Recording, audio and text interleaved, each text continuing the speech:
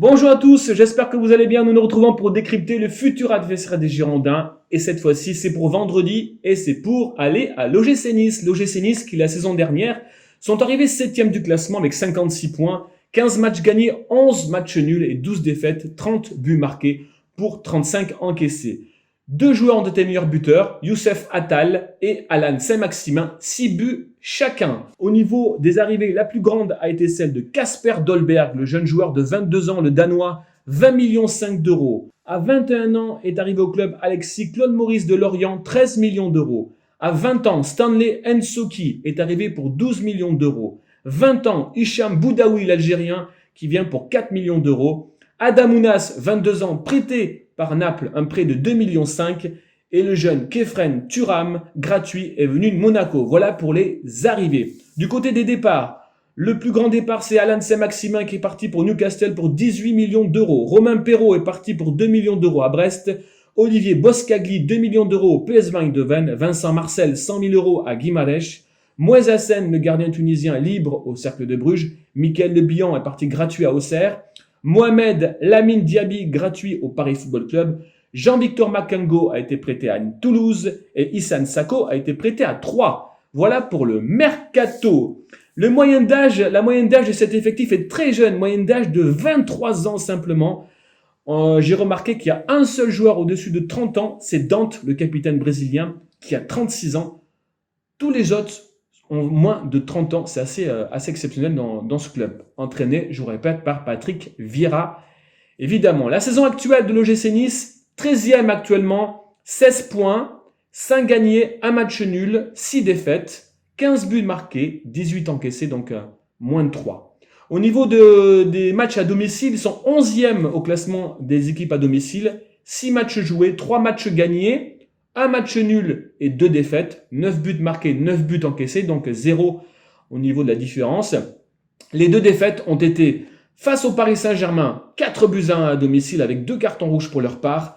Et face à l'OM. Maintenant, on va parler, et là c'est très compliqué, c'est la première fois que depuis que je fais les décryptages que je vois que c'est très compliqué de trouver la composition d'équipe et même la tactique que va mettre en place Patrick Vieira. Il a même essayé trop de choses et beaucoup de choses. Ils ont commencé tout d'abord le championnat avec un 4-3-3, un 4-3-3 où à la base il manquait des joueurs importants, Walter Benitez notamment et Dante en défense centrale, mais ils ont joué souvent dans cette composition-là, sauf avant les 3 derniers matchs où on verra tout à l'heure qu'ils ont changé carrément de tactique. Donc en 4-3-3, c'est à peu près ça.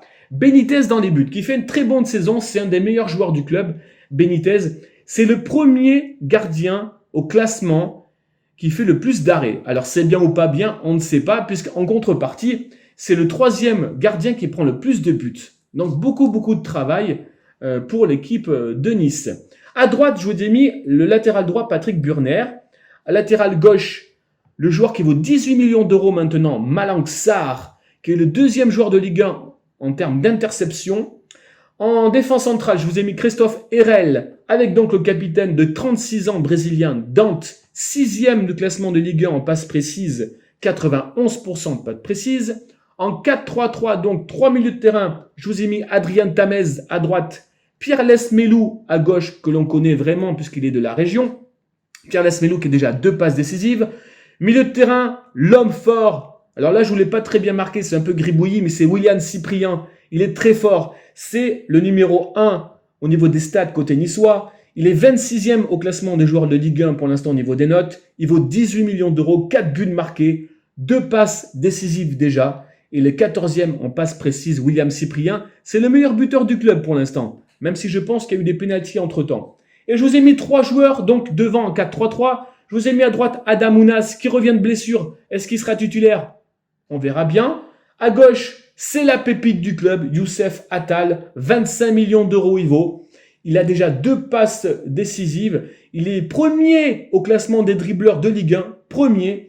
Et puis, la particularité, il a été flashé à 36 km lors d'un match. Donc c'est un joueur très rapide et qui dribble. C'est sa force. Il faudra faire attention. Et puis devant, le Danois Dolberg qui revient aussi un peu de blessure et je pense qu'il sera titulaire.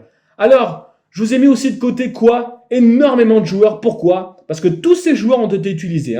Danilo, Walter, Thuram, Boudraoui, Srarfi, Ganago, Maolida, Lusamba, Ensoki, Koli, Pelmar et Lloris, tout ça, ils ont été utilisés sur un match ou sur plusieurs matchs. C'est impressionnant. Là, c'était une tactique en 4-3-3. C'est ce qu'ils avaient au début de la saison. Maintenant, ils sont passés à autre chose. Je vous le montrer depuis les 3 derniers matchs. Ils sont passés à 3 derrière. Alors, avec pas toujours des bons résultats, parce que notamment, ils ont perdu au Mans lors de la Coupe de la Ligue 3-2. Mais voilà. Le blessé, c'est Claude Maurice.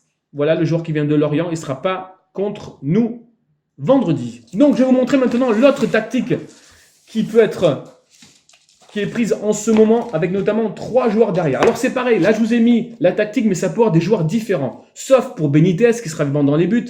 Là, je vous ai mis 3 défenseurs avec Christophe Herrel, avec Dante et avec Malang Sarr. Ça peut être notamment Pelmar qui peut être là. Andy Pelmar qui a déjà joué souvent aussi en début de saison. Ça peut être Racine Colli qui peut être à gauche.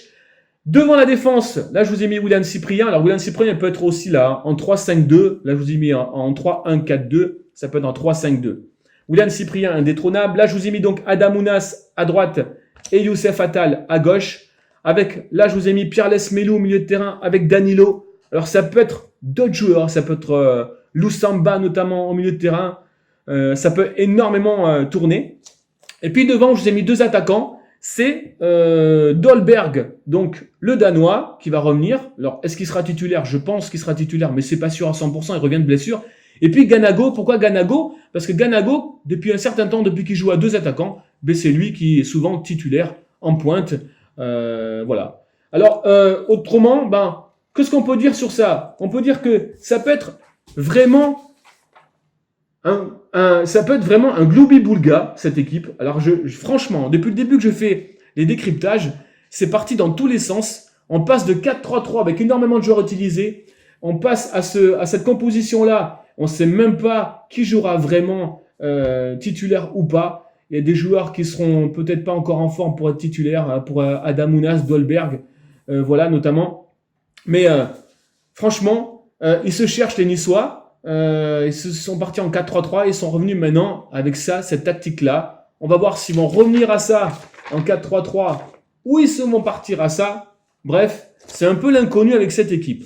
Au niveau des confrontations jusqu'à présent entre nous, j'ai remonté depuis 2011. Depuis 2011, ça n'a pas été, c'est pas très joyeux pour nous, puisque on est allé gagner que 3 fois. Depuis 2011, là-bas, du côté de l'Allianz Arena, qui est ancien stade du Rail.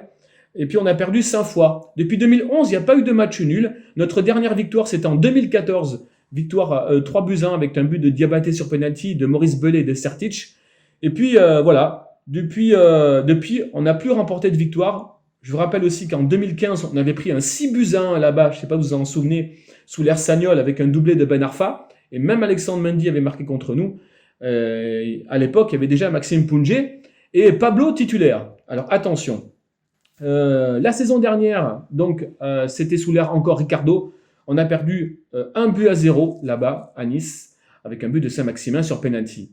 Alors après, maintenant, cette victoire face au FC Nantes, il faut enchaîner, ne pas perdre là-bas face à un candidat qui peut être très embêtant pour les places européennes. Mais moi, franchement, quand je vois ces compositions d'équipe et tous ces joueurs utilisés, je pense que l'équipe n'a pas encore pris sa pleine mesure, l'équipe niçoise. Et je sens qu'ils se cherchent encore, ils ont changé de tactique. Et il faut en profiter vraiment. Moi, j'y crois, je pense qu'on peut faire quelque chose là-bas. Alors, la victoire, c'est peut-être un peu compliqué, mais pourquoi pas? On est très bon en extérieur. Je répète qu'on est la seconde équipe classée à l'extérieur. Donc, pourquoi pas concrétiser et encore aller enchaîner des bons résultats là-bas. Voilà, les amis, j'espère que ça va aller bien pour nous ce vendredi et puis qu'on va arriver à prendre un résultat là-bas. Merci pour tout, merci de nous suivre et puis je vous dis à plus tard et à plus tard les amis.